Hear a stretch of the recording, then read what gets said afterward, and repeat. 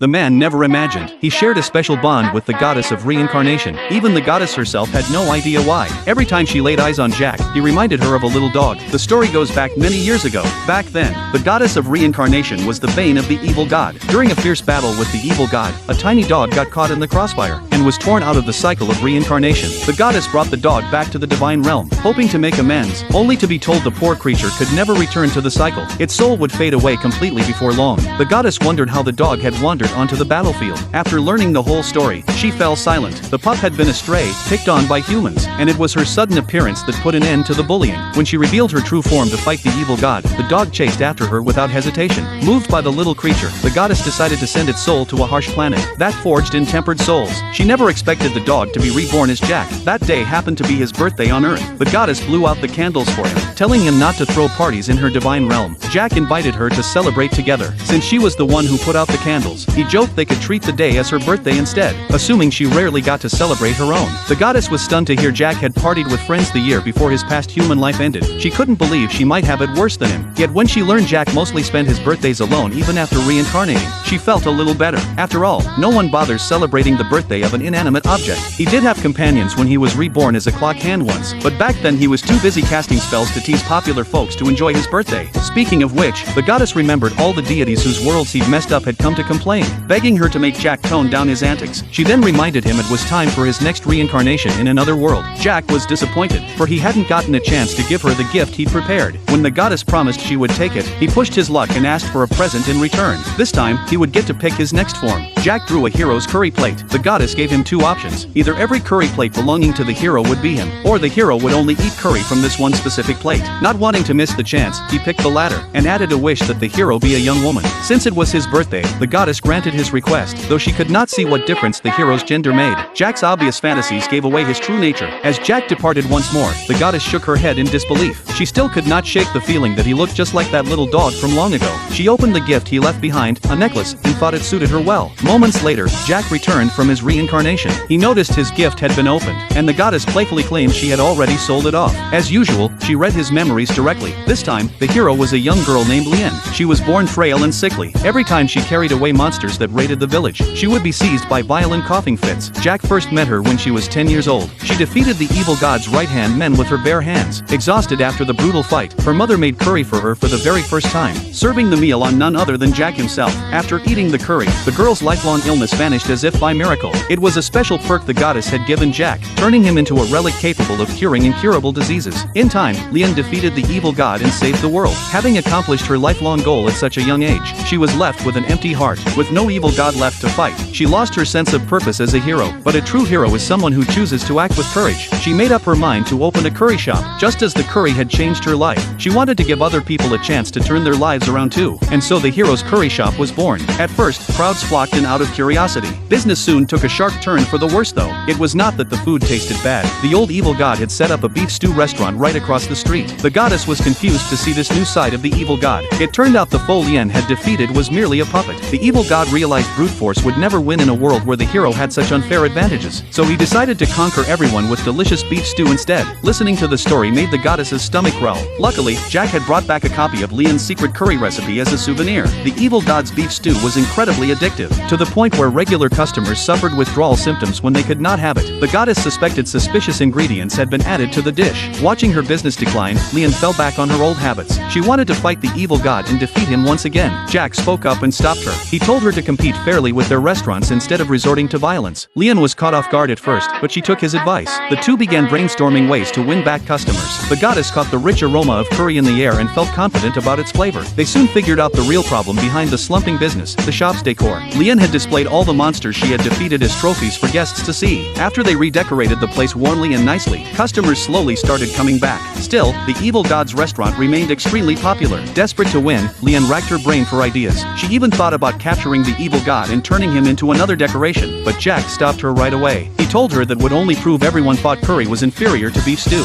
Lien finally agreed to compete against the evil god fair and square. The evil god, who had been sneaking food in the kitchen, stepped out, deeply moved. He had been waiting to hear those words. The two quickly became friends. That night marked the end of Jack's time in this world. After finishing her meal, Lien went to wash the plate. She sneezed suddenly and tightened her grip by accident. Before she knew it, Jack was split clean in two. To make matters worse, Jack realized he had forgotten to start the rice cooker while the curry was cooking. Furious, the goddess turned him into fuel on the spot. After Jack's departure, Lien never smiled again. Her childhood had never been easy. The divine power bestowed upon her as a hero was far too strong, and it filled the people around her with fear. Great power came with the price of her poor health. She had collected every monster she defeated as trophies, to remind herself that she was still alive and give her life meaning. She never expected her greatest mentor would be an ordinary plate. The curry that once tasted wonderful now felt bland and tasteless without Jack around. Lien could not accept their sudden separation. Jack comforted her and told her not to cry. He loved seeing the happy look on her face whenever she ate his curry. Heavy rain poured outside that night when the evil god paid Lien another visit. He saw she was still using the broken plate and knew she could not let go. He had known about Jack all along. Lien had even served him curry on the plate before, and Jack had struck up a conversation with him, which Lien was used to seeing. Everyone knew Jack was fond of girls. He often teased Lien about his impulses, and said similar things to other customers as well. Whenever that happened, Lien would leave him unwashed on purpose to get back at him. Jack had once invited the evil god to stay for dinner, but the evil god politely turned him down, for Jack was not his type. Before the evil god left, Jack had warned him he might disappear one day, and asked him to look after Lien in his place. Jack proudly asked the goddess if his cooking skills were impressive. The goddess acted aloof and said it had nothing to do with him, claiming the credit belonged entirely to Lien's recipe. Jack never imagined all the gods were such petty beings. He'd only messed up over a dozen worlds, yet the pharaoh god dragged out his most precious trump card to get back at him. He'd just finished one reincarnation and was heading back toward the reincarnation goddess's domain, when a magazine brushed past him out of nowhere. Overcome with lecherous curiosity, Jack planned to pick it up and study it at home, unaware the gods had crafted the trap specifically to cater to his weaknesses. In the blink of an eye, he was reborn into an entirely new world. This time he came to life as a robotic truck driver. When he spotted a chicken thief darting across the highway, his truck locked onto the crook automatically and fired a reincarnation cannon, forcing the thief into another life. The thief wound up as a single carrot stuffed inside an Knowles food sack. It was then Jack realized his truck doubled as an interdimensional reincarnation launcher. The vehicle soon cruised into outer space and blasted reincarnation rounds at the rampaging antimatter army. It did not take long for Jack's antics to draw out the army's leader, the mechanical demon lord. Caught under the overlord's brutal barrage, Jack dropped all pretense, activated his transformation sequence and morphed into the humanoid robot reincarnation king. The two traded their ultimate finishing blows, ending their clash in a stalemate, which wrapped up Jack's current life cycle. He'd forgotten to bring a souvenir back for the goddess, yet unbeknownst to him, he would never make it to her realm at all. Another forced reincarnation immediately kicked in, turning him into an armadillo. The second he opened his eyes, a gorgeous she-devil stood right before him. Just as Jack got lost in daydreams, she started batting him around like a basketball. Next he was reborn as a potion vial belonging to an adventurer maiden, then a guild bench. This vicious cycle dragged on for over 1,000 consecutive reincarnations. The gods preened over their scheme, keep shoving Jack into endless rapid rebirths, and sooner or later his past life memories would fray into chaos until he forgot the reincarnation goddess entirely, trapped living only for whatever world he landed in each time. Eventually Jack lost all recollection of being a perpetual reincarnator. All he knew was his parents had perished in war, leaving him a homeless orphan taken in as an adventurer's apprentice. He tried repeatedly to learn magic, but every attempt ended in failure. His master pointed out his consistent slip-ups mid-spell work, and for some unexplained reason, the incantation felt strangely familiar to Jack. The hero explained the spell forced foes to mindlessly parrot whatever words they heard, making them bite their own tongues from speaking unfamiliar phrasing. The caster would strike down the stunned enemy while they were disabled. The spell originated from a grand archmage before being refined and popularized by a man named Tanaka. 8 years slipped by in an instant, with the decisive final battle against the demon lord set for the next day. Royal troops held off the demon army to buy the hero a window to slay their overlord. Before marching out, his mentor tossed him a can of red salmon to fill his empty stomach. A strange wave of nostalgia washed over Jack at the sight of the can, and his master told him the feeling must stem from a forgotten past life, sparking Jack's burning curiosity about who he'd once been. As the climactic fight spiraled into full swing, master and pupil were overwhelmed. In the split second Jack was knocked backward. The demon lord ran the hero through with his sword and hoisted his body aloft. Jack unleashed the memory spell, forcing the overlord to repeat phrases non-stop until he chomped down hard on his tongue.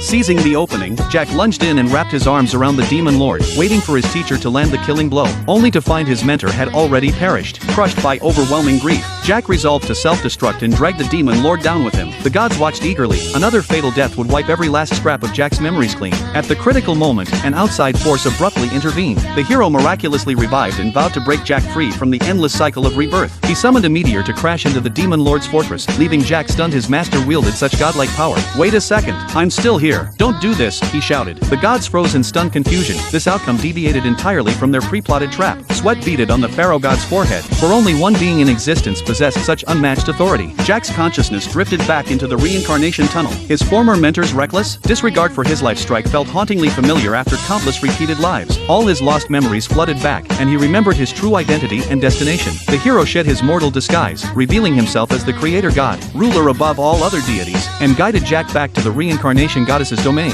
Meanwhile, the goddess had grown worried over Jack's unusually long absence, wondering if he'd attained enlightenment and transcended into Buddhahood. Jack stepped into her space soon after, then invited her to a salmon-themed feast hosted by his former master. The goddess declined, confused why such a banquet was being held. Jack told her the party was to celebrate his safe return home. A girl was accidentally put under hypnosis. She would fall for the first person she saw after waking up. No matter how plain the person looked, her mind would automatically paint them as her ideal lover. The school beauty threw herself at Jack out of the blue, but instead of being flustered, he knocked her out right away. His reason? She was about the same age as his daughter. To everyone else, it just looked like he turned down a gorgeous girl who came onto him. Not long before this, Nai Lian had been kidnapped by two hitmen. Jack took down one of them and learned she had been hypnotized. He headed over to stop the trouble, only to find the other kidnapper had already been dealt with by Tian Ma, who came along with him. He was shocked that an ordinary person could be so strong. Just then, Nai Lian woke up. As luck would have it, Jack was the first person her eyes landed on. His ordinary appearance now seemed incredibly handsome to her. She threw her arms around him immediately, saying she wanted to stay with him forever. Before this, Nai Lian only asked Jack to pretend to be her boyfriend to fend off other suitors, but this time her feelings were completely genuine. That was why Jack knocked her out. Tian Ma had no idea Jack simply had no interest in a relationship with someone young enough to be his daughter. At that moment, Suma, the man Jack had defeated earlier, showed up. Tian Ma's gaze immediately locked onto his outfit. He recognized the clothes as the exact ones his girlfriend wore. What he did not know was Suma had bought the same set to disguise himself as Qian Li during his earlier fight with Jack.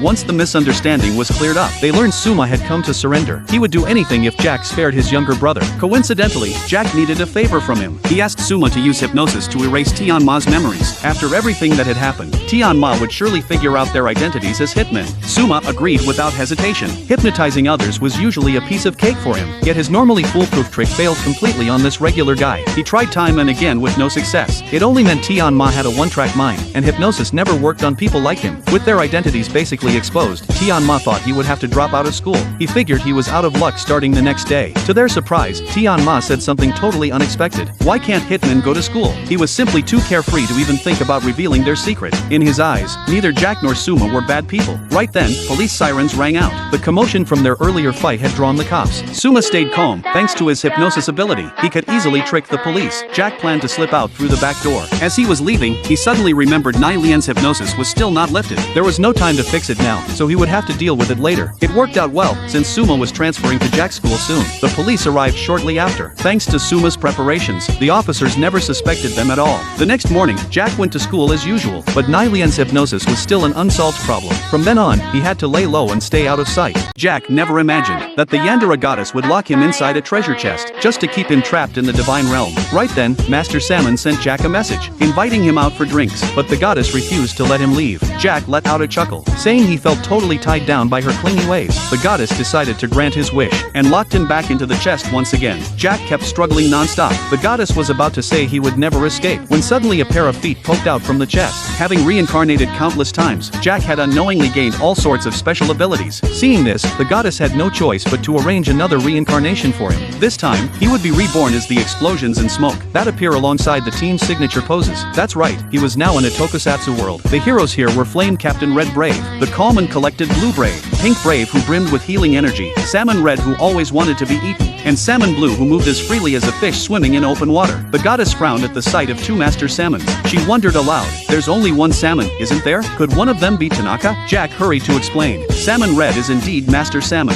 As for Salmon Blue, he's the old clock keeper, and the torch spirit from the labyrinth. Master Salmon really took a liking to him, so he brought him along for this reincarnation. Every time the hero team struck their signature poses, Jack would appear. The smoke he turned into always swirled around Pink Brave, and this brand new experience thrilled him to no end. Just then, an eerie laugh echoed through the air. The clock keeper recognized it as the Demon Lord at once. Sure enough, the Demon Lord appeared atop the mountain the next moment. He leaped down and charged into battle against the heroes. The goddess expected a fierce fight, but all 5 heroes were defeated in mere seconds. They relied on Jack's explosions to take out enemies every time they posed. so they had almost no real combat experience. On top of that, they underestimated the Demon Lord. Now they could not even pull off their signature moves. Amused by his easy victory, the Demon Lord began his triumphant speech. He claimed such weak opponents could never defeat him. The ruler of all darkness in this world, Jack grew annoyed watching the Demon Lord strike flashy poses. When the Demon Lord readied his finishing move to finish off the heroes, Jack suddenly detonated and disrupted his spell. Blown away out of nowhere, the Demon Lord flew into a rage. He drew his ultimate weapon, the Dark Sword, intent on wiping out the heroes for good. Yet he instinctively fell into his usual signature pose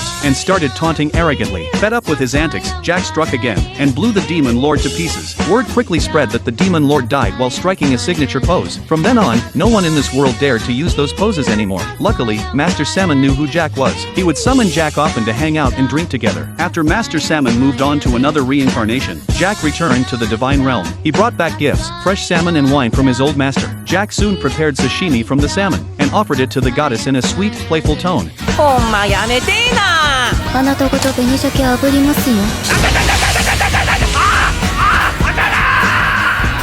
Simon never expected their quiet village would come under monster attack. The machine he accidentally found while digging helped his friend realize his childhood dream and behold the blue sky once again. Simon started out as nothing more than a boy who only knew how to dig tunnels. Constant digging expanded the territory their village could reach. One day, he unearthed a glowing drill bit. He was always covered in dirt and grime, which earned him disdainful looks from the village girls. This left Simon timid and insecure. He grew used to walking around with his head hung low, but Kamina, his elder brother figure, always urged him to hold his head high. He then recruited Simon into Team Gurren, setting their plan in motion to break through to the surface world. They opened the cages holding mole hogs, planning to ride them all the way up to the ceiling. Simon was brought along to drill an opening through the rocky roof. Just as they were nearly there, the village chief struck them down and halted their advance. A stern scolding followed right after. Hardly anyone in this underground settlement believed the surface existed. Generations of ancestors had forbidden anyone from breaking the ceiling open. Kamina actually ventured above ground once with his father when he was little. No matter how hard he tried to explain, the chief refused to believe him. Kamina was thrown into prison as a result. His three companions avoided punishment by admitting their faults promptly. Simon was let go too, thanks to his exceptional digging skills. That night, Simon secretly went to see Kamina. He had found another glowing object while digging earlier that day, and it seemed to resonate with his drill bit. He wanted Kamina to come take a look. The village chief soon discovered their escape attempt. Suddenly, violent tremors shook the entire village. A massive crack split open the ceiling, and a huge monster crashed down. Kamina thought this was why Simon had snuck him out. Still, far more terrifying than the rampaging beast threatening to destroy their home was the sight of the opening it fell through. It was the surface he had always longed to see. Terrified villagers fled in all directions from the towering creature. Kamina grabbed the chief's weapon and boldly shouted out his name to confront the monster. Everyone thought his recklessness was utterly foolish, yet watching Kamina stand fearlessly at the front, Simon's perspective shifted completely for the first time. A gunshot rang out from above. A red-haired girl chased the monster all the way down into the underground village. Her relentless strikes threw the beast off balance and knocked it to the ground. Though it was only a temporary restraint, they still needed a solid strategy to fight back. Kamina hurried after the girl, eager to learn all about the surface world. The pair ended up in mortal danger, only saved when Simon dug an emergency tunnel. They learned the girl hailed from another underground village. Knowing they shared the same underground origin, Kamina's demeanor softened right away. The group headed to inspect the mysterious artifact Simon discovered. They hoped it could be used to defeat the monster. Simon insisted Kamina pilot the machine instead. He knew deep down he lacked his brother's bold courage. After a brief thought, Kamina told Simon to take control himself, for the machine was found by his own hands. Simon inserted the glowing drill into the key slot. Lagan burst forth with powerful thrust, launching the three straight toward the exit. Faced with the colossal monster, Simon panicked and kept dodging. He eventually got pinned hard against a wall by the beast's paw. Kamina and the red-haired girl were tossed onto the monster's head. Seeing his friends trapped because of him, Simon summoned his courage and charged forward. He pulled both of them safely inside the mech. Lagan was small in size, but its defensive strength was incredibly formidable. The monster slammed its head down with full force, only staggering itself from the harsh impact. Before they could catch their breath, the dazed monster snapped its jaws shut tightly around Lagan. Cornered with nowhere to run, Simon twisted the internal drill. Lagan instantly transformed into a new form, easily piercing straight through the monster's fangs. It launched another fierce assault, carrying the giant beast all the way up to the surface. Kamina finally realized his childhood wish and beheld the bright blue sky once again. He also learned the red-haired girl's name was Yoko. The goddess never could have imagined that Jack, who'd reincarnated countless times, would finally do something decent for once. He'd transformed all the female characters, from the White Crane harem into handsome men she'd take a liking to. Just a moment earlier, Jack suddenly complained. His right hand was unbearably itchy.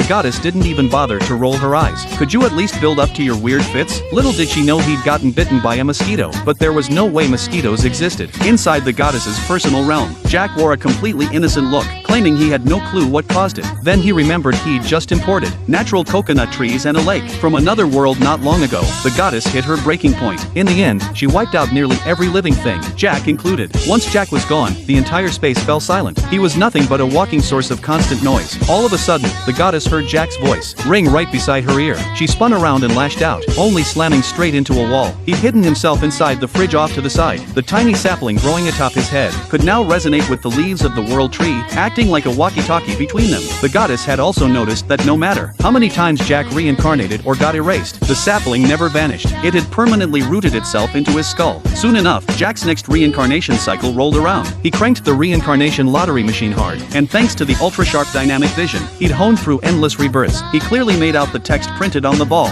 This time he'd spawn as the third character to appear in the Yuri harem set, one whose standout moments paled in comparison to the characters introduced later. The goddess voiced her doubt. How could all that text even fit on such a tiny ball? And how could he possibly read it that clearly? Countless cycles of reincarnation had gifted him superhuman eyesight. Before being reborn, Jack told the goddess he'd rigged a few little gadgets for this run, and told her to wait and see. Later, the goddess turned on the TV to watch regular shows, only for the screen to cut to footage of Jack's new form of female alien. He'd wired the television straight into the world tree, and with the sapling on his head acting as a transmitter, he could stream live footage straight to her. The female cast were set to hold their final showdown the next day to fight over the hero protagonist, making that night the eve of their decisive battle. Jack gave the goddess a full pre-battle recap. A meteor he'd ridden crashed straight into the party. Mid-adventure, the male hero Nanti was your typical straightforward, hot-blooded shonen protagonist, slow on the uptake. The first female lead was his childhood friend Adomi, a healer who specialized in recovery magic. The second female lead, Shirimi, was a knight who'd set out on her journey to find the hero prophesied to appear the moment the Demon King revived. Long story short, Jack deliberately lost every spar to curry favor with all of them,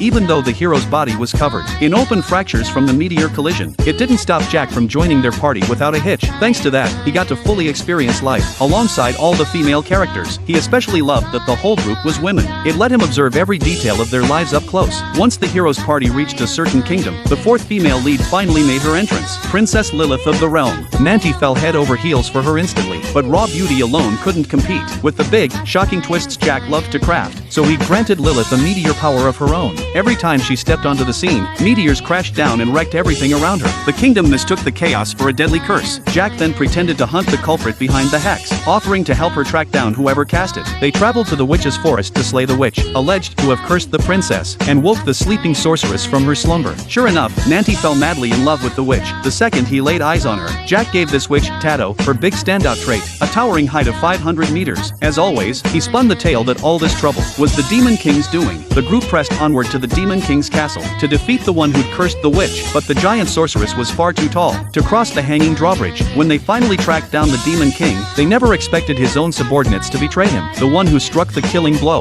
was the sixth female lead, originally one of the Demon King's underlings. Jack had manipulated her into slaying her master to create another major plot twist. With the Demon King dead, peace returned to the world. The hero then dropped an outrageous announcement. He'd reward all the women by making them fight each other to the death. Only the strongest among them would get to stay by his side forever. By this point, the goddess was fighting off sleep, muttering that she'd hear the rest when Jack kicked the bucket tomorrow. She grabbed the remote to switch the TV off. Jack knew this storyline wasn't the goddess's cup of tea, and promised he'd put on something she'd enjoy the next day. The following morning, the goddess turned the TV back on, and every single female character had completely transformed. All of them were now buff, handsome men. Jack had used alien technology to flip every member of the hero's party from female to male. For once, the goddess praised him for a job well done. She didn't even know where to focus her gaze. I wish there were more camera angles to watch this from, she thought. Jack had predicted exactly what she'd want, having planted countless world tree saplings all around the area, so she could watch the live broadcast from every possible angle. No blind spots at all. The goddess sat utterly captivated by the scene. Meanwhile, the gods were thrown into total chaos. The snail goddess tearfully poured out her grievances. She'd poured endless effort into building her beloved white crane harem world, only for Jack to turn it into a harem of muscular men instead. To win the hero's affection, all the characters first teamed up to take down the strongest male warrior among them. Afterwards, Adomi fought against the male knight, yet the knight couldn't bring himself to land the fatal strike. He loved both the hero and Adomi deeply. Adomi begged the knight to run away with her to some quiet place where no one would bother them. The knight fell for her act, but Adomi stabbed him in the back the second his guard dropped. Her heart belonged solely to Nanti, the hero. Before she could even celebrate her victory, Lilith, who'd finished her duel early, burst onto the scene, summoning a meteor shower from the heavens. That obliterated Adomi on the spot. Jack stayed hidden until every other fighter was gone, then stepped forward and summoned meteors of his own to attack. The fallout sent meteor showers raining down across countless neighboring parallel worlds, destroying countless planets that other gods had spent eons carefully cultivating. The entire universe teetered on the brink of collapse. The Rabbit God couldn't wait around for the Creator God to issue official orders. They had to act fast. Jack ultimately defeated Lilith, but right then he got an urgent call from the goddess, ordering him to return to her realm at once. Before he left, he made a wish upon the stars. He reverted every transformed character back to their original forms, and resurrected all the female side characters who'd perished in the duels. The hero finally realized how wrong he'd been. Nanti, given a second chance, resolved to treat every character fairly and shower each one with equal love from then on. Once Jack made it back to the goddess's realm, she did not utter a single word the entire time. The next cycle waiting for him would be his very last reincarnation. The reincarnated goddess never could have imagined that the reason Jack had never been able to attain Buddhahood was that his greatest wish was simply to make her smile. The bond between them was a fated connection spanning past and present lives. No matter how many times he reincarnated, he would always find his way back to her. The other gods' patience with Jack had finally run out. They descended to the universe where the goddess resided,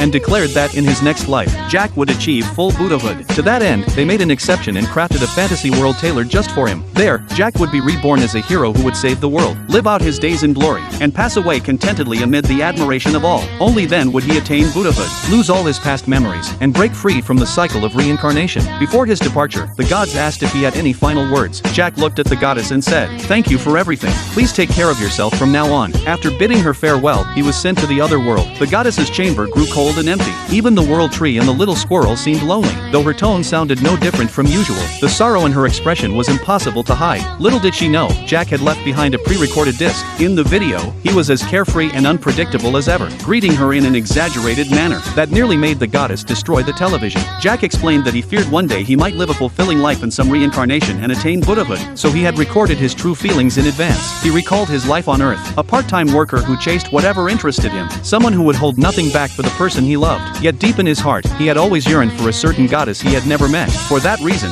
Jack devoted himself to archaeology, from the underground temples of the pyramids to the ancient cities of Mesoamerica and the hanging gardens of Babylon. He encountered countless statues of goddesses, yet none felt right. Finally, during an expedition in Antarctica, he discovered a stone statue beneath the sea. It was said to be a celestial object that had fallen from the sky in ancient times, depicting the story of a dog and a goddess. Jack knew at once that this was the one he had been searching for. The scene returned to the very beginning. Jack was hit by a truck and then struck by a meteor. In the moment before his death, time and space around him seemed to freeze. The Creator God, who ruled over the multiverse, appeared before him with a request. The god showed Jack an image of the goddess, explaining that she had not smiled in thousands of years. Being overwhelmingly powerful, she was shunned by other gods and had lived a life of profound loneliness. Jack stared at the image without blinking. He knew this was the very goddess he had longed for. The Creator God asked Jack to make her smile. Naturally, Jack agreed without hesitation, and so, the meteor carried him to another world. He wondered how he could touch the goddess's heart. If he lived a rich, exciting life in this new world, she would surely be interested, he thought. That was how Jack came up with the idea of becoming a rib. And when he recounted the story, the goddess was indeed utterly captivated. From then on, he reincarnated again and again, presenting her with vibrant, extraordinary life stories, all just to see her smile. The goddess had vaguely sensed that Jack cared for her, but she never realized he was so pure-hearted. Just then, the Creator God appeared in her chamber and revealed more of the truth. As it turned out, the Creator was the goddess's father. Hundreds of millions of years ago, he had ordered his daughter to eliminate the evil gods disrupting the balance of the universe. Only she, inheriting the Creator's power, could carry out such a monumental task. But every time she destroyed an evil god, she took on another layer of karma. In time, her universe would begin to evolve toward darkness, eventually giving birth to a black quasar that would devour the entire multiverse. To guide her universe toward a positive evolution instead, the emotions locked within the goddess's heart had to be set free. Thus, the Creator had sent Jack to her, entrusting him with this mission. Yet for Jack, this was no mere task. He genuinely wanted to make her happy, and was willing to reincarnate and sacrifice himself countless times to do so. The Creator added that Jack and the goddess shared a tragic yet fated bond. In his first life, Jack had been the dog accidentally injured by the goddess and sent to Earth. The goddess lowered her head. She had already suspected as much.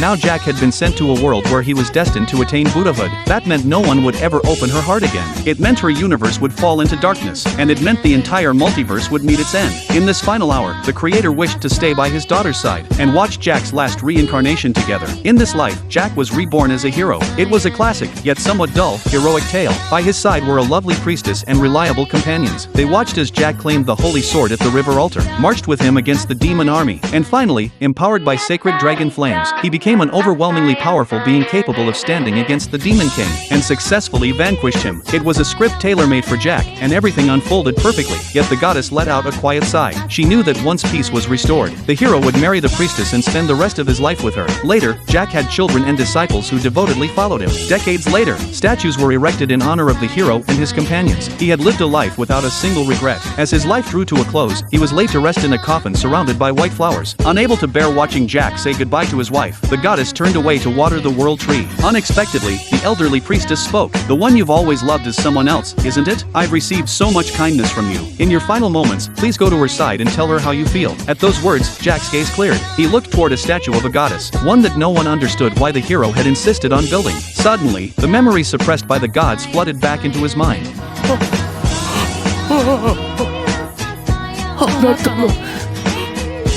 あなたとまったくあなたは本当にどうしようもないバカですね。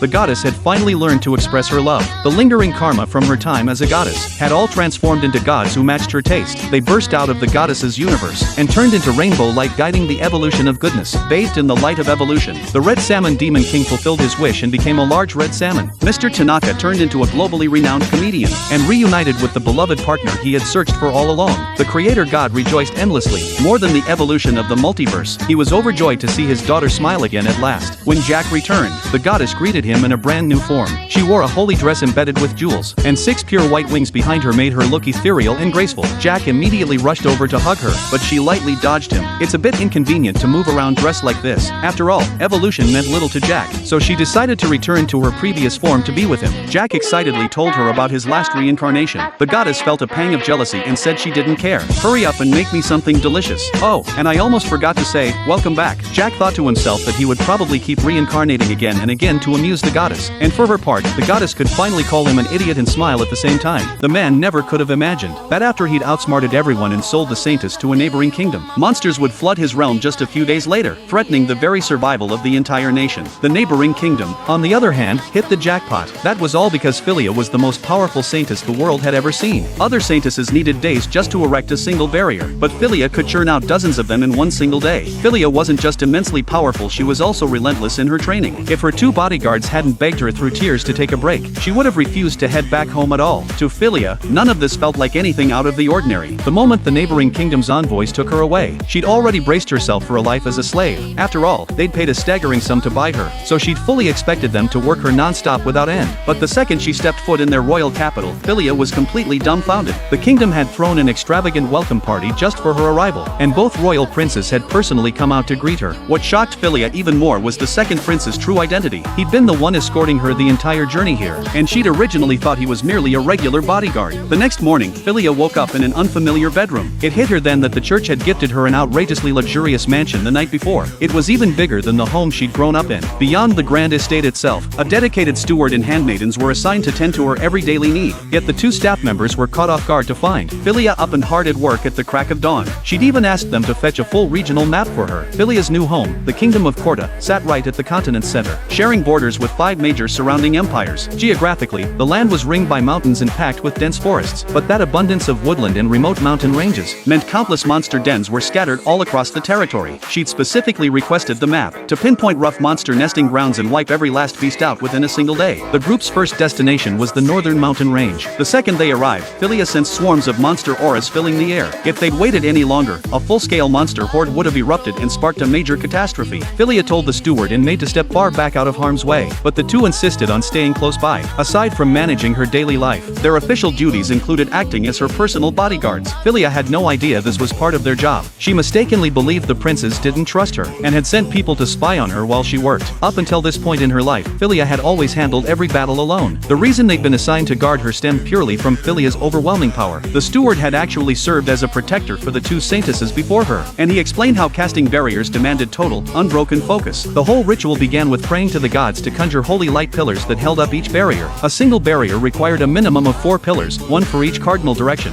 and the more pillars erected, the stronger the barrier's defenses became. Most saintesses spent hours, sometimes over half a day, just summoning one pillar. The process drained massive amounts of mental energy, stamina, and magic power, so anyone who could finish one pillar in a full day was already considered exceptional. That was why every saintess required guards posted beside her during the ritual. Before the steward could even finish his explanation, Philia had already completed her very first holy light pillar. The steward stared on in complete shock. Hardly any time had passed at all. What came next rewrote everything he thought he knew about saintesses' capabilities. Philia finished all 8 pillars needed for the northern region well before noon. Once the barriers stood complete, the entire forest bloomed back with vibrant life. The steward and maid assumed they'd finally get to convince her to rest, but Philia announced she planned to keep surveying the surrounding wilderness, and then head to the far western mountain range to build identical protective barriers there. The group didn't make it back to the mansion until the early hours of the next morning. Looking back on everything they'd witnessed that day, the pair could barely process what they'd seen. Philia hadn't paused to rest a single time all day long, and she'd wanted to put up even more barriers. Only after the steward and maid begged her through tears to stop did she agree to leave the mountains. Though they'd managed to pull her away from casting barriers, she immediately moved on to conducting field environmental surveys on the ride home. While traveling, she drafted brand new medicinal formulas from scratch, and even sketched out a full redesigned blueprint for the royal capital's water dam on a whim. The maid pointed out none of these tasks fell under a saintess's official responsibilities. This was the first Philia had ever heard of such a rule. Back in her old kingdom, she'd been forced to handle every single chore imaginable. People had always told her a saintess's duty was to eliminate every form of disaster plaguing the nation, so she'd been ordered to master every field of study under the sun without exception. Later on, when Philia created groundbreaking new medicines for her old kingdom, the Royal Medical Bureau had harassed her endlessly, jealous that she'd outshone all their researchers. The second prince of her former kingdom had even reprimanded her harshly over the incident. The steward suggested she take the entire next day off to recover, worried her relentless workload would burn her body out completely. Philia had never once taken a day off before. Everyone back home had drilled into her head that a resting saintess would harm the kingdom's interests. Things couldn't have been more different in the kingdom of Corda. Here, the saintess's well-being mattered far more than national profit. After all, what good was any welfare territory without a saintess to shield the realm? Still, Philia knew the kingdom faced grave, looming danger. After some back and forth, the two staff members compromised. They would help her set up barriers along the southeast borders the next day, then she would rest. The following morning, the barriers Philia had built across the northwest took full effect. Roads that had been completely impassable reopened for trade between towns. Word spread fast among the citizens about their new saintess, who'd labored from dawn till dusk to erect protective barriers for their safety. Everyone sang her praises non-stop. Meanwhile, her original kingdom was falling into utter ruin. Ever since Philia had been taken away, monsters had multiplied relentlessly across the borderlands. Even so, the kingdom's monster subjugation squads ignored the threat entirely. They'd grown far too reliant on Philia handling every monster crisis for them, completely oblivious that their strongest saintess had been sold off to another nation. Her younger sister Mia was also a saintess with formidable power, but Philia's sudden disappearance left her unable to focus on her sacred duties. The royal prince and their parents had hidden the truth from Mia, only telling her Philia had chosen to leave for the neighboring kingdom of her own free will. But Mia had idolized her sister her whole life. She was utterly obsessed with Philia. She knew deep down her sister would never abandon her without a word. Someone must have plotted to tear the two sisters apart behind closed doors. Mia swore that once she uncovered who was behind this betrayal, she would make them pay dearly for what they'd done. No god could have ever imagined that merely out of a desire to uncover the secrets of sacred magic, a human would dare to challenge them with nothing but flesh and blood. What shocked the gods even more was that the boy standing before them was a complete maniac obsessed with magic. If it meant laying eyes on brand new spells, he would not hesitate to slay a god just for fun. Right then, Lloyd bore the searing power of sacred magic with his own body. Even when the magic left him wounded, his healing spells mended his injuries in an instant. In the blink of an eye, he finished charging 100 dual-cast high-tier spells, magic of fire and water, two opposing elements, swirled together, before surging forth to strike the lofty deity floating above him. Yet once the smoke cleared, the god stood unharmed in midair. At the same time, countless light swords forged from sacred magic materialized all around. This ignorant human had trampled upon their divine dignity, and no amount of begging on his knees would make them show mercy now. Little did the god know, the one holding back their true strength was none other than Lloyd. His encounter with the god had been nothing more than pure chance. After the battle against the Calamity, Lien became an apprentice maid, tasked with tending to Lloyd's daily needs. Life was decent enough, save for his strict master Hilfa. Still, it was far better than his old life as an underground assassin. As for the other members of the Assassin's Guild, Lloyd had earned the authority to appoint lords from his father the king. He named Galileo the new Lord of Rodster, and assigned the rest to assist him in rebuilding the castle. Their only lingering worry was how to fend off future demon invasions. Uramo suggested they learn sacred magic, a power that lets divine energy dwell within one's body and banish fiends with holy light, the very thing demons fear most. The catch was that sacred magic could only be studied within the church. They considered sneaking in to learn its secrets in secret. secret. A troubled look crossed Lloyd's face at the thought. As a magic fanatic, he had already snuck into the church to study long ago, and had caused a massive disaster back then. His name was still on the church's blacklist to this day. Still, he figured the incident had happened years prior. The priests might have forgotten all about him by now. So Lloyd resolved to return to the church once more, bringing only Babylon and Lian along with him. Learning sacred magic sounded simple enough. Donating money, cleaning the grounds, reading holy scriptures, chanting hymns, and praying. Consistently practicing these devout acts would earn one divine magic from the gods. Lloyd quickly tracked down the head priest. At first, the priest failed to recognize him, dismissing him as just an ordinary child come to pray. It did not take long, though, for the priest to grow suspicious. He had not forgotten the unforgivable chaos Lloyd had stirred up 2 years prior. This left Lian and Babylon burning with curiosity, wondering exactly what horrific deed Lloyd had committed back then. Just then, a nun stepped forward to speak on Lloyd's behalf. It was Isha, the sister who had guided Lloyd 2 years ago. With Isha pleading his case, the priest reluctantly allowed Lloyd to join the congregation, hoping he had turned over a new leaf. Lloyd officially entered the church without further trouble, but merely minutes later, his patience wore thin, and he accidentally shattered the priest's flower vase. Nothing but magic could hold his interest. The monotonous church chores bored him to tears. After Lloyd stormed off, Lian pressed Isha for details about what had happened 2 years prior. Isha explained it was much like the scene unfolding now. Back then, he had cared for nothing but magic, ignoring all other duties. He would intentionally misbehave during church work, then beg Isha to strike him using sacred magic. Whenever she refused, his face fell into obvious disappointment. When that trick failed to work, Lloyd made up his mind to summon a demon and wreak havoc throughout the church. Isha never suspected Lloyd was the culprit behind the chaos, and even got injured while trying to shield him. Guilty under her concerned gaze, Lloyd turned himself involuntarily, landing himself a permanent spot on the church blacklist. Even after everything that transpired, Isha still believed Lloyd had a good heart. She recalled how his singing voice had sounded like heavenly melody, healing every soul within the church walls. With that memory in mind, she invited Lloyd to perform at the evening concert. Outside the church doors, Lloyd ran straight into his fourth sister, Saria. She shared his brand of madness. Only where he craved magic above all else, she was utterly consumed by music. Two men approached to harass her, yet all she cared about was the upcoming concert. As the men raised their hands to attack, Isha rushed over and clung to one of them from behind. Unfortunately, neither girl possessed any combat prowess, and stood no chance against the two burly men. Lian stepped in at the critical moment. Thanks to the restriction sorcery Lloyd had taught her, she had gained full mastery over her abilities. She hypnotized the two men in an instant. Over the past months, she had followed Lloyd's instructions. Reworking her toxic power into hypnotic magic, and developing healing-type abilities was only a matter of time. Her power still lacked strength, however. Her hypnosis did not work nearly as well on men with large, sturdy builds. Lloyd teleported the two troublemakers to the summit of a distant mountain, with no clue where exactly the spell had sent them. The sacred concert soon began, with Sasha and Saria featured as the special performing guests. The so-called concert itself was a ritual of sacred magic. Normal spells relied on a mage's personal power to activate, while sacred magic drew its strength from holy ceremonies. A sinister aura suddenly rippled through the church, only picked up by Babylon and Lloyd. They chose not to intervene, determined to let the concert proceed as planned. The performance kicked off, and the moment Saria's singing voice filled the hall, a heart-soothing magical energy washed over every person present. The entire crowd lost themselves in the melody. Guramo, being a demon, felt a sharp discomfort from the holy power. Lloyd never lost sight of his true objective. He drew his magic sword, the blade capable of dissecting spell structures, and slashed through empty air. He laid eyes on an entirely new form of magic, one closely related to healing arts. Within a radius of over 10 meters, it scattered faint particles that carried mild restorative properties. An even more thrilling discovery awaited him. From the very start of the performance, he had felt a strange, unseen gaze fixed on him, growing heavier and sharper as the song went on. The stare descended from above, not the church ceiling, but somewhere far, far beyond the mortal realm. After bidding Lian and the others farewell, Lloyd teleported away, with no destination set in mind. This teleportation spell took far longer than any he had cast before. When the light faded, he found himself standing in the heavenly realm, face to face with the gods he had sought. The girl never imagined it for a second. She'd gained world-ending power right after her mother passed away. Anyone else who woke up with divine power might aim to rule the world or save it, but Melody only wanted to become a maid. The second she laid eyes on a maid in this new world, all her memories from her past life flooded back.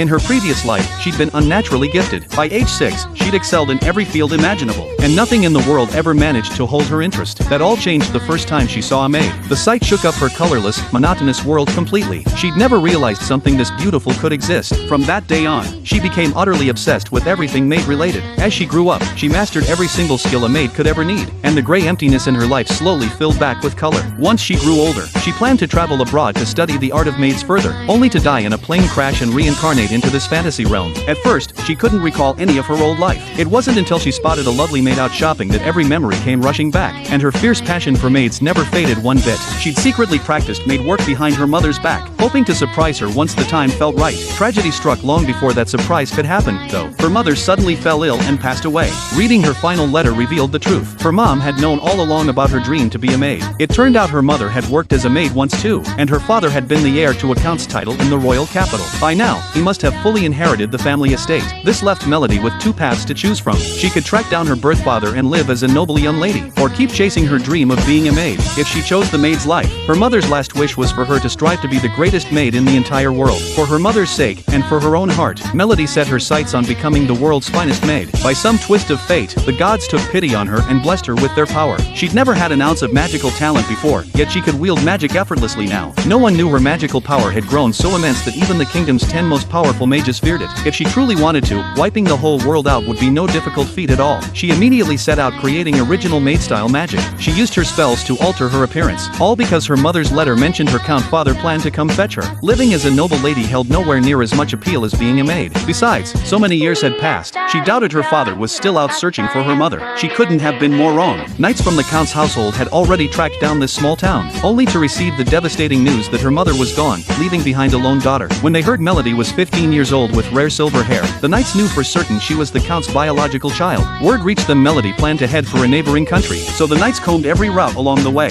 yet not a single soul had seen a silver-haired girl matching her description. Along the journey, a red-haired knight crossed paths with a lost black-haired girl, and pointed her toward the regular stagecoach stop. He had no idea the girl he'd helped was the very person they'd been hunting for. While riding the coach, Melody overheard other travelers talking. The regular stagecoach system had been proposed by the Crown Prince 7 years prior. Everyone praised the coachman's incredible skill. They kept the rides perfectly smooth even on unfinished, bumpy roads. What none of them realized was that Melody had quietly used magic to steady every carriage. Once they reached their stop, the two parted ways. When Melody mentioned she was hunting for a maid position, the knight suggested she check the merchant guild for openings. He admitted he would have hired her himself if his household rules allowed it. Melody scanned the job bulletin board and spotted accounts residents nearby hiring maids. The listing called for an all-round full-service maid, meaning every single chore fell on one person alone. It was the lowest-ranking maid position possible. To everyone else, it was menial, undesirable labor. But it was exactly the job Melody had always dreamed of. When she arrived at the estate, she realized the place was widely known as a haunted mansion. Melody was about to circle around to the back entrance, when a gorgeous blonde girl stepped outside and called her over. Upon closer look, though the young lady was stunning, she was incredibly unkempt. Her skin and hair looked rough and neglected. Once she learned Melody had come to apply for the maid job, the girl lit up with joy and immediately tried to pull her inside the house. Melody reminded her this broke proper etiquette. Servants were meant to enter through the back door. The girl brushed it off, explaining she owned the estate outright. She was Yana, the genuine young lady of the Count household. Yana tried making Melody a cup of tea, but dumped the entire canister of leaves into the pot. Melody quickly took the tea leaves from her hands and promised to brew her an amazing cup. She didn't even need boiling water. She could summon hot water instantly with magic.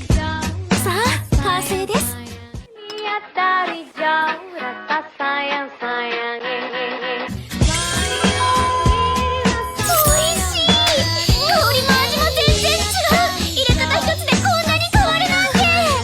Yana double-checked if Melody was truly willing to work at her estate. Melody, though, hoped to talk the details over with the steward first. Yana looked away the second she heard that, and nervously admitted there would only be one staff member handling all chores around the house. She'd already lost hope that Melody would stay. As a noble young lady, she was required to complete 3 years of noble schooling once she turned 15. Her parents had planned to move to the royal capital with her to keep her company during her studies, but unexpected troubles forced them to send her ahead alone. Then her only elderly maid retired and headed back to her hometown. With zero experience running a household, Yana had to fend for herself. That messy state of affairs was how things ended up like this. She'd been heading out to buy supplies just now, which was how she'd run straight into Melody. Desperate to keep Melody from leaving, Yana promised she wouldn't make her handle every single chore, and that she'd pitch in and help out as much as she could.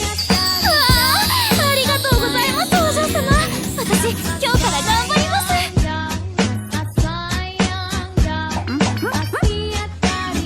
本当にいいの？一人でうちを切り盛りしなくちゃいけないんだよ。もちろんです。まさか全ての業務を任せていただけるなんて感激です。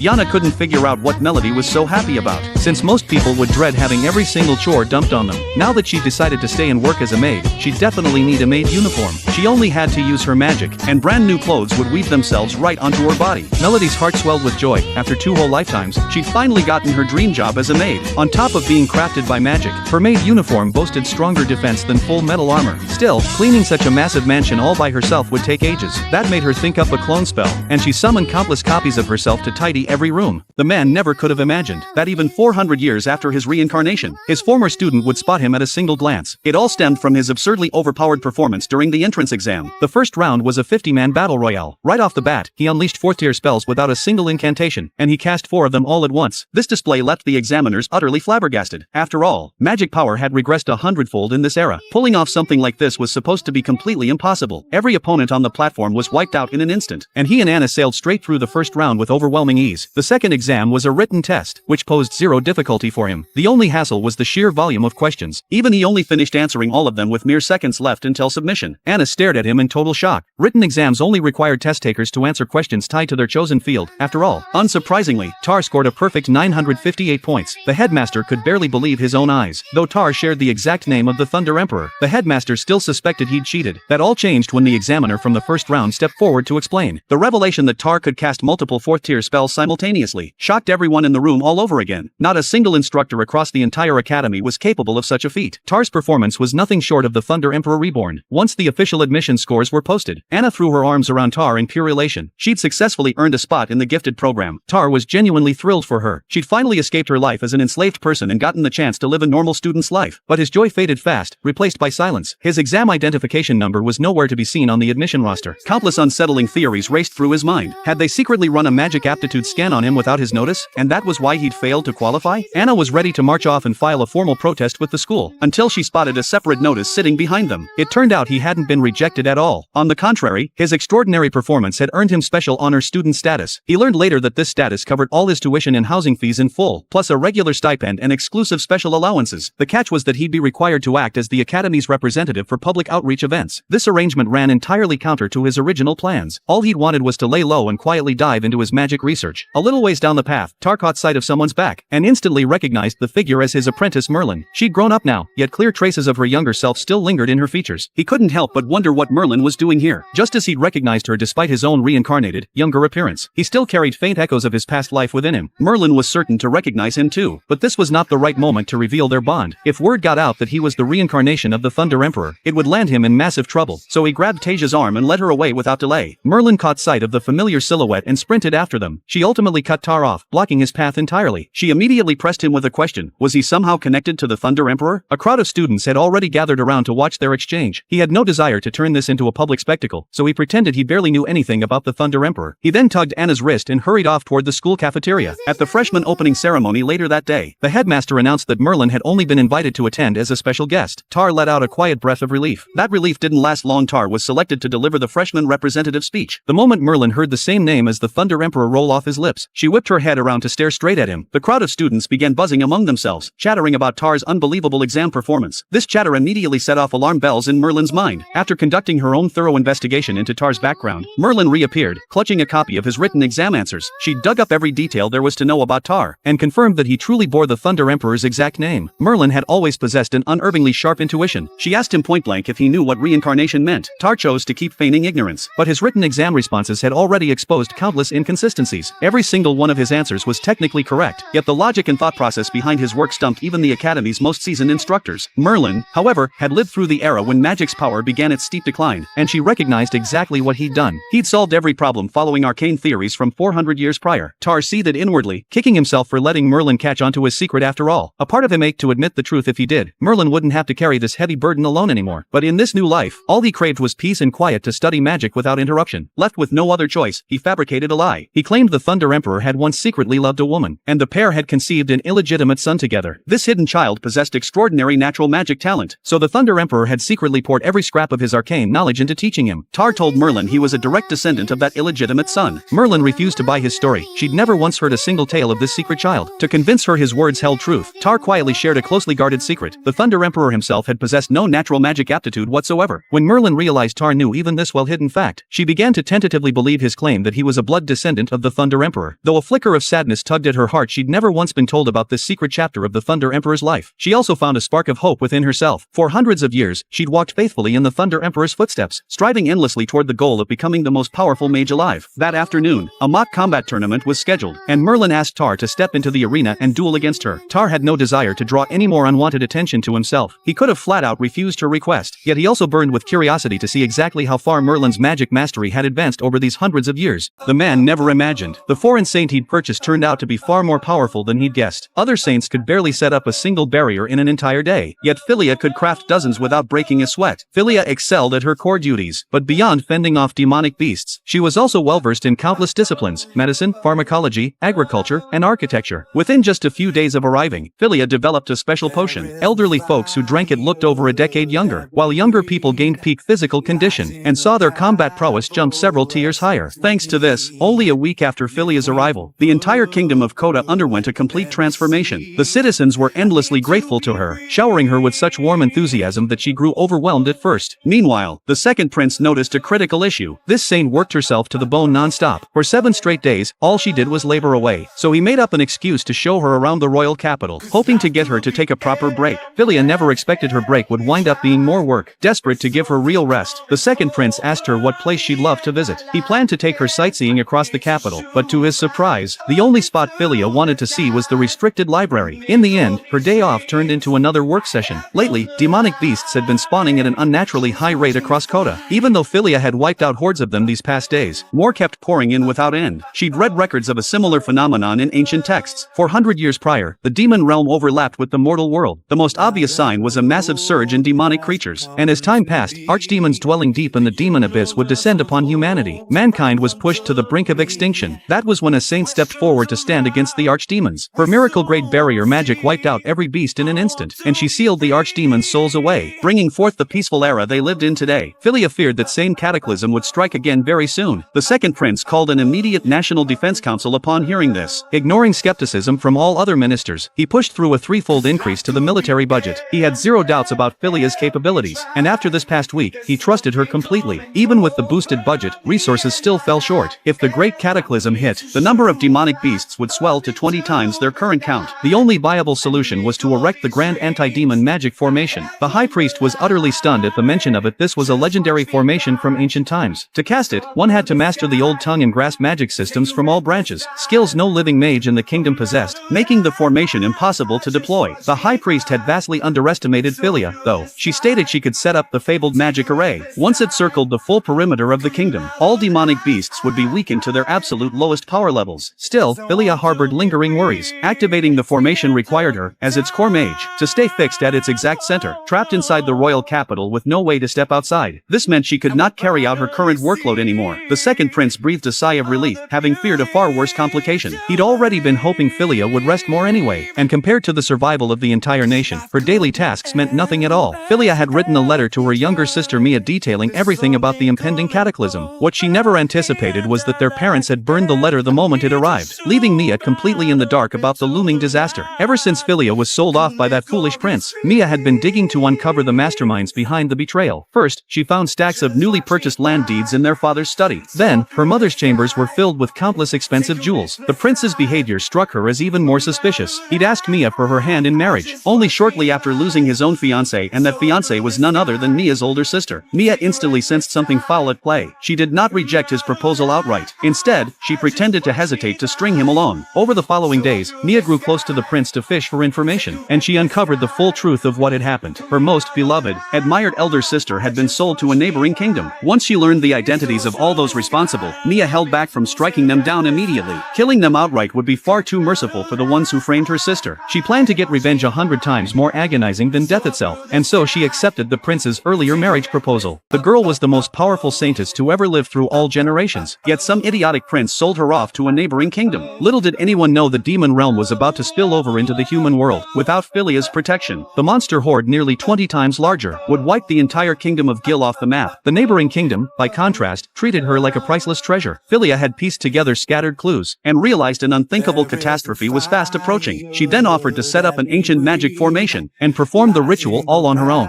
A barrier wrapped the whole kingdom of Kota. It drastically cut down the number of monsters, and weakened any fiends that crossed into its bounds. There was just one catch. As long as the formation stayed active, Philia could not step foot outside the royal capital, or the barrier would instantly collapse. But Philia never could have imagined that the second she finished casting the barrier, a strange, eerie voice echoed straight into her ears.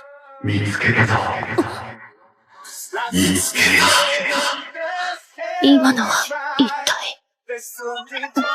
before she could process what had happened. Everyone around her burst into cheers and celebration. Seeing the magic formation still functioning perfectly, Philia didn't think much of the strange voice. All she needed to do was stay within the royal capital for the time being. Her main worry was Mia back home. She had sent a letter beforehand, warning her younger sister about the impending great catastrophe. If Mia had gotten the message, she would have written back for sure. Meanwhile, Mia had already sensed that something was terribly wrong. The number of monsters appearing lately was wildly abnormal, and countless casualties had turned up across the surrounding lands. Yet the prince couldn't care less about the kingdom's plight. Mia was certain her older sister knew what was coming, and that Philia would definitely send her a warning letter. The trouble was she'd never received any word at all. She decided to write a letter to Philia herself. A few days later, Mia's letter arrived safely. The second Philia finished reading it, she realized her original warning letter must have been intercepted by their parents. The steward spoke up, saying he had a solution, then clapped his hands. In an instant, a maid materialized beside them out of nowhere. Her name was Sunflower, and she was one of Philia's secret bodyguards. She'd hidden nearby to protect Philia ever since the day Philia first arrived in this kingdom. Sunflower was an extremely rare ninja within the realm. The plan was simple: send Sunflower to sneak into the kingdom of Gil and hand the letter directly to Mia. Still, Philia remained uneasy. To reach Gil, Sunflower would have to cross monster-infested forests, a journey that could easily cost her life. But Sunflower told Philia to give the order without hesitation. She'd watched Philia devote herself entirely to the kingdom all these days, and she was willing to make the trip for her lady. 2 days later, Mia was setting up a barrier deep in the woods. Her personal guards stood by doing nothing but shower her with empty praise, claiming her spells activated faster than Philia's. Only Mia knew the truth. While her casting speed was marginally quicker, that was where the advantage ended. Her barriers were far weaker than her sister's. A large horde of monsters would shatter them instantly. To prevent that disaster, Mia had to layer 2 or 3 extra barriers to reinforce them, which ended up wasting far more time overall. None of the guards behind her understood a thing. To make matters worse for Mia, a small pack of goblins appeared ahead, and every single soldier froze in terror before fleeing as fast as they could. Mia was left alone to fight the monsters by herself. She had just drained most of her magic power erecting the barriers, and she nearly collapsed right after defeating the fiends. Luckily, Sunflower showed up just in time, and handed over Philia's letter to her. Right then, the cowardly guards wandered back. Knowing this spot was no place to talk privately, Mia suggested they meet at her manor after nightfall. She never guessed her messenger was a ninja, who'd slipped up onto the ceiling without her noticing at all. Once back home, Mia read the letter thoroughly, and fully grasped the scale of the coming catastrophe. Even with this knowledge, though, she had no way to summon an ancient magic formation like her sister. The only viable option left was to rally the entire kingdom to prepare in advance. Just thinking about that idiotic prince gave Mia a splitting headache. There was no way he would cooperate with her plans. Seeing Mia's distressed expression, Sunflower remembered Philia's parting instructions. She offered to sneak Mia out of the kingdom entirely. If it was only the two of them, she could guarantee Mia's safety 100%.